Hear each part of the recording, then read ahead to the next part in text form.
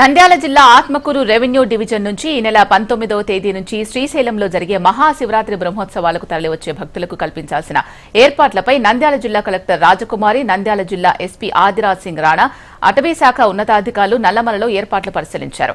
Atmakur revenue division నల్లమలలోని Venkatapuram నుంచి ఈ ఏడాది సుమారు 8 లక్షల పైగా భక్తులు కాలినడకన శ్రీశైలం చేరుకుంటారని అధికారులు అంచనా వేశారు. శ్రీశైల సమీప హటకేశ్వరం నుంచి భీముని కొలను లోయ వరకు మెట్ల మార్గాన్ని ఏర్పాటు చేయవలసిన సౌకర్యాలను శ్రీశైలం దేవస్థానం ఈవో, జిల్లా SP, Atmakur RDO, Srisailam ITDA PO, పలు శాఖల ఉన్నతాధికారులతో 11 ప్రాంతాలను జిల్లా ఉన్నతాధికారులతో పరిశీలించారు. ఆత్మకూరు నుంచి శ్రీశైలానికి 47 కిలోమీటర్లు నడిచే పాదయాత్రికులకు పెచ్చేరులో భారీ స్థాయిలో విడిది, భోజన ఏర్పాటు చేయాలని అధికారులు జిల్లా కలెక్టర్ ఆదేశించారు.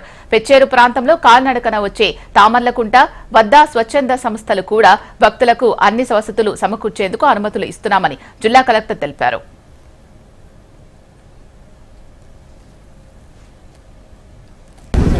శ్రీశైలం శివరాత్రికి చాలా మంది భక్తులు నడకదారి ద్వారా శ్రీశైలం మహాక్షేత్రానికి చేరుకుంటారు. సుమారు వారు 46 కిలోమీటర్లు నడవలసి ఉంటుంది. ఇప్పుడు మనం ఉన్నది వెంకటాపురం, ఇది మొట్టమొదటి పాయింట్.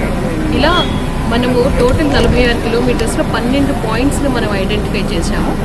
చిట్ట చివరి పాయింట్ కైలాసగిరి. ఈ 46 కిలోమీటర్స్ స్ట్రెచ్ కూడా ఈరోజు ఎస్పీ గారు, జాయింట్ కలెక్టర్ గారు, డిఎఫ్ఓ గారు and all other official team members అందరితో కూడా చూడడం జరిగింది. మనము ప్రతి చోట కూడా భక్తులకు ఎటువంటి ఇబ్బంది లేకుండా మంచినీళ్ళు ఏర్పాటు చేస్తూ ఉన్నాము.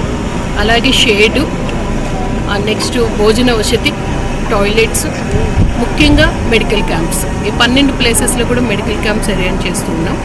ఎక్కడన్నా కొంచెం ఏజ్డ్ పీపుల్ అలాంటి వాళ్ళు ఇబ్బంది పడినట్టయితే వాళ్ళకి ఇమ్మీడియట్గా ఎగ్జిట్ ఏ విధంగా చేయాలి, ఎక్కడెక్కడ అంబులెన్సెస్ పెట్టాలి అన్నది కూడా ఈరోజు చూడడం జరిగింది.